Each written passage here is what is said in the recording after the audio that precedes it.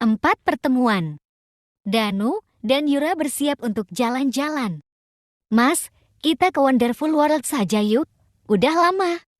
Aku nggak ke sana. Yura memoles bibirnya dengan lipstik. Di depan meja rias. Iya, asal nggak ke pantai saja. Di sana ada Kai, nggak enak kalau. Nanti dia lihat. Danu menyisir rambut Yura yang lembab. Iya, Yura sedikit merajuk memonyamkan mulutnya. Danu tersenyum menyelesaikan menyisirnya. Ya sudah, ayo berangkat. Yura berdiri dan berbalik. Coba Mas lihat, sudah cantik belum? Goda Danu. Melihat wajah kekasihnya, Yura tersenyum manis.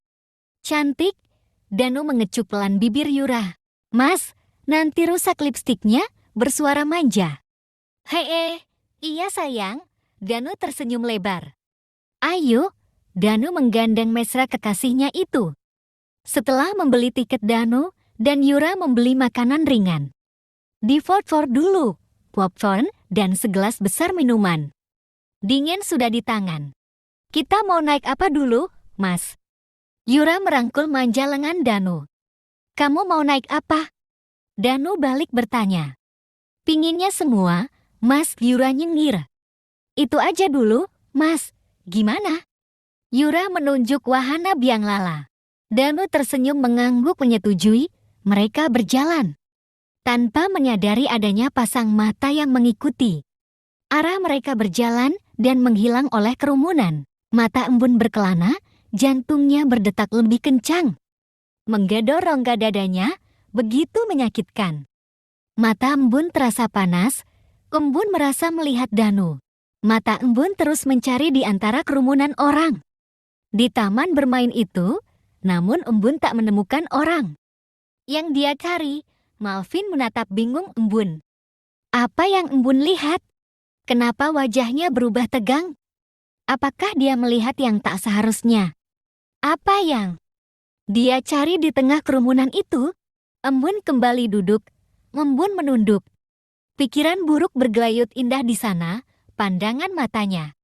Seolah menyangkal sekaligus penuh tanya, apakah benar itu Mas Danu?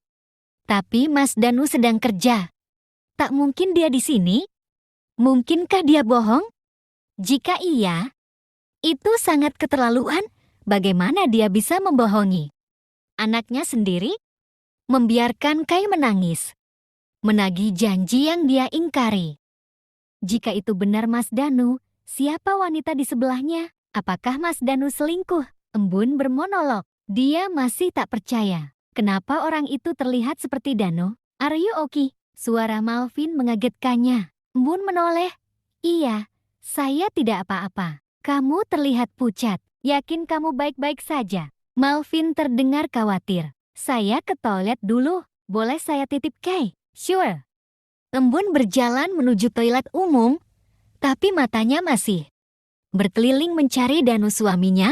Embun yakin melihat suaminya tadi. Tapi seharusnya Danu sedang bekerja di pabrik.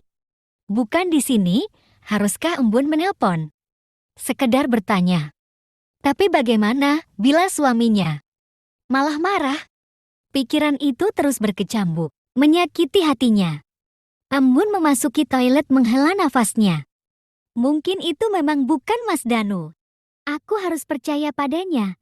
Kami memiliki anak, tak mungkin Mas Danu selingkuh. Batin Embun meyakinkan diri. Embun menatap kaca yang memantulkan wajah dirinya. Embun menggembungkan pipi, melihat jerawatnya yang semakin banyak dan kulitnya yang kusam. Mau bagaimana lagi? Dia tak punya uang untuk membeli skincare. Jatah bulanan yang Danu berikan tidaklah cukup.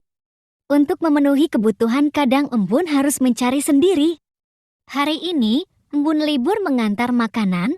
Sudah 2 hari ini, memang dia libur kerja. Embun keluar dari toilet berpapasan dengan Yura. Namun Embun tidak tahu karena belum mengenal kekasih suaminya. Berbeda dengan Yura yang menoleh. Apa yang si dekil itu lakukan di sini? Bukankah seharusnya di pantai? Batinnya. Yura tersenyum licik. Mungkin bila dia melihat kami nanti akan bagus, Mas Danu. Bisa langsung menceraikan dia dan menikah denganku. Pikir Yura lagi memasuki toilet. Danu terkejut melihat embun baru saja keluar toilet. Apa yang embun lakukan di sini? Bukankah seharusnya dia di pantai? Apa Kai juga di sini? Pikir Danu panik. Gawat, jika Kai melihatnya di sini, Danu menyembunyikan diri agar tak terlihat oleh embun. Mata Danu mengikuti kemana arah embun menghilang. Danu harus menghindari arah itu. Dia akan membujuk Yura agar mau berpindah tempat. Mas, Yura sudah berdiri di sampingnya. Yura, Danu gelagapan. Ada apa, Mas? Yura pura-pura bertanya. Mas Danu pasti sudah lihat embun tadi. Awas saja kalau ngajak pindah tempat, Mas. Batin Yura kesal. Tidak ada, Yura. Bagaimana kalau kita makan dulu? Ajak Danu. Mencoba membawa Yura pergi. Makan di mana, Mas? Bagaimana kalau coba makan di Selfwood di Jalan Yos Sudarso, di sana terkenal enak? Kamu pasti nggak mau kita nanti ketemu anak istrimu. Itu kan, Mas? Batin Yura makin kesal. Enggak mau, Mas. Aku mau naik wahana di sini. Kalau Mas mau makan di sana pergi sendiri. Ketus Yura meloyor pergi. Yura sayang, wajah Danu sudah mulai frustasi menyusul kekasihnya. Danu yakin Yura tadi berpapasan dengan embun tadi di toilet. Kamu ketemu embun di toilet? Yura menatap kesal Danu. Iya, aku tadi melihat istri cantikmu itu. Wajahnya makin glowing dan mulus, sindir Yura merendahkan. Mas mau kita pergi dari sini biar dia tidak lihat kan? Tidak, Mas. Aku tidak mau. Aku sudah cukup mengalah. Terserah Mas mau bagaimana, aku akan tetap di sini. Danu menghela nafasnya. Danu bingung, tak mungkin dia menyuruh embun pergi.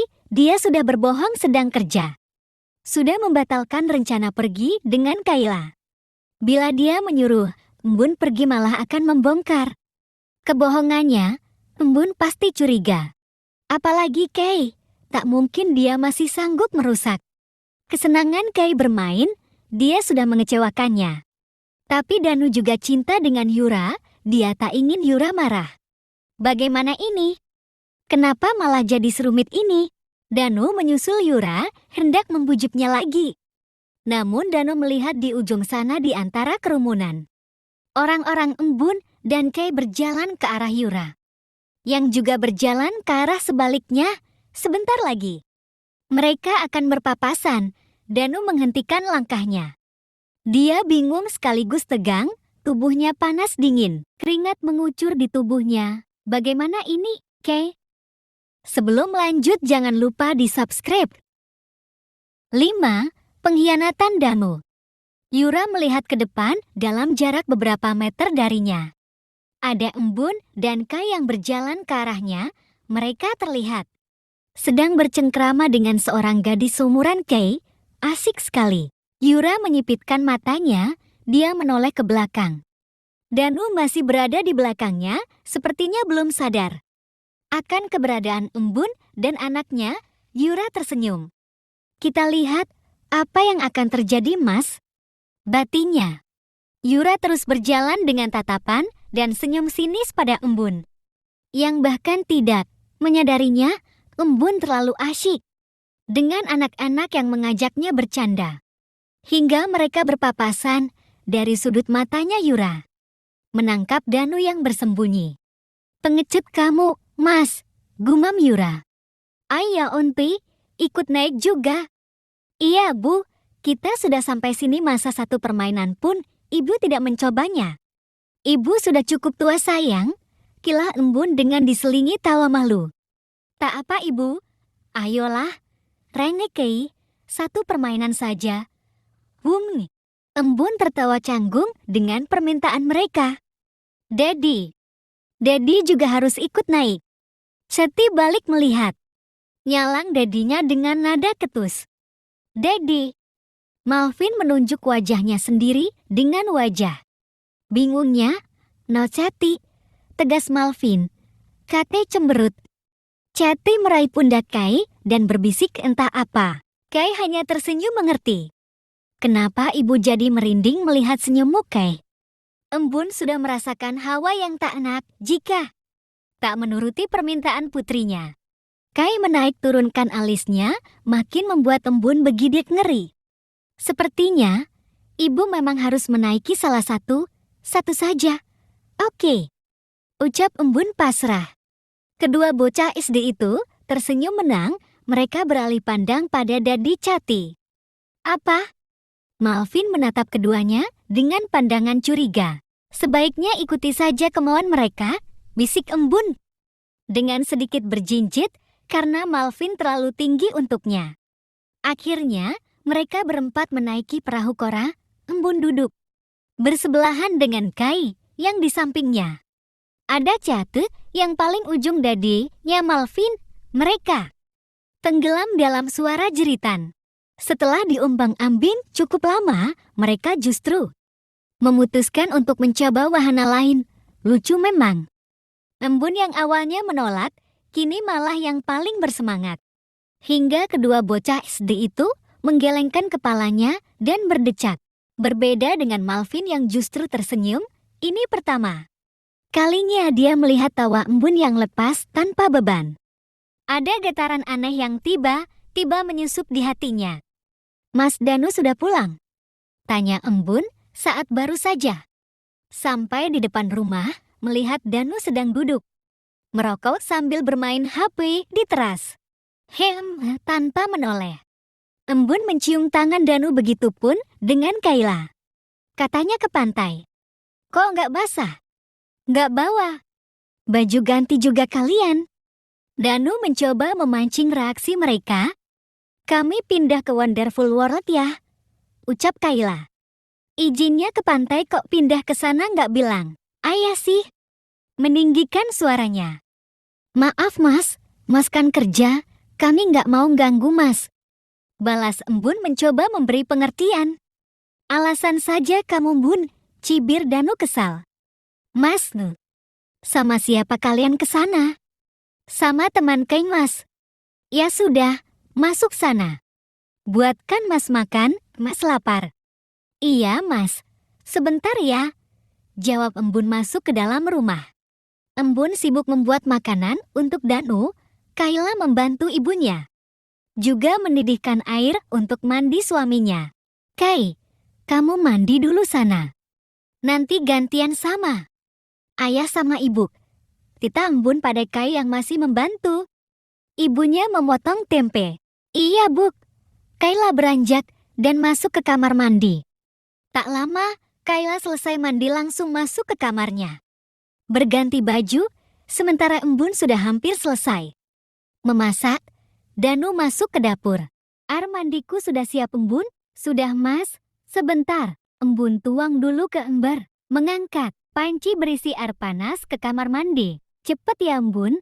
Udah lengkit bang gini badan mas. Iya, udah nih mes. Embun keluar dari kamar mandi. Kamu masak apa Embun? Orek tempe mas. Mas Danu mendesah pelan, lalu masuk kamar mandi. Malam itu terasa sunyi dan dingin.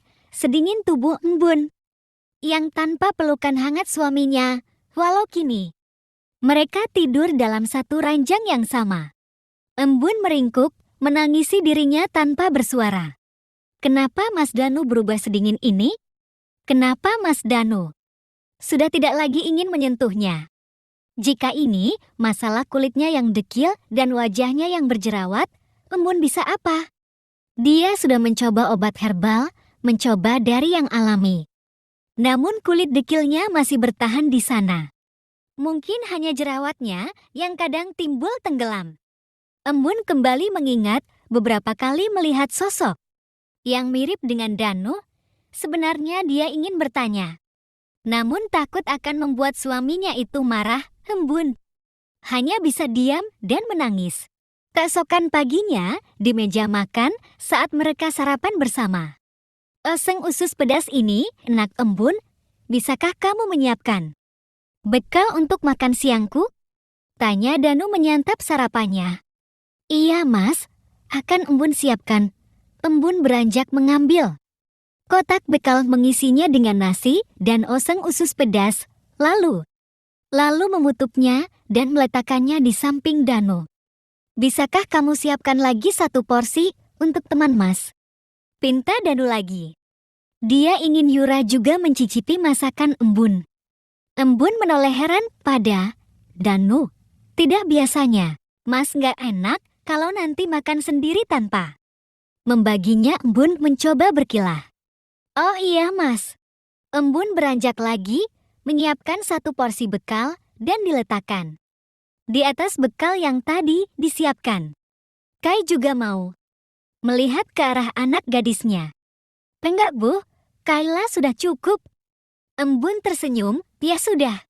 Setelah membereskan semua, Embun berangkat mengantar Kayla ke sekolah. Saat dia kembali, Danu sudah pergi kerja. Setelah memastikan rumah bersih dan rapi, Embun berangkat kerja. Dia bekerja di sebuah resto tak jauh dari panti. Di sana Embun menjadi waiters, kadang dia juga menjadi kurir makanan siap antar. Semua itu dia lakukan untuk membantu menyokong kebutuhan dapur dan lainnya. Embun di sana bekerja hanya 6 jam saja, kadang masuk siang, kadang masuk pagi. Hari ini kebetulan Embun masuk pagi. Dari jam 9 sampai jam 3 sore.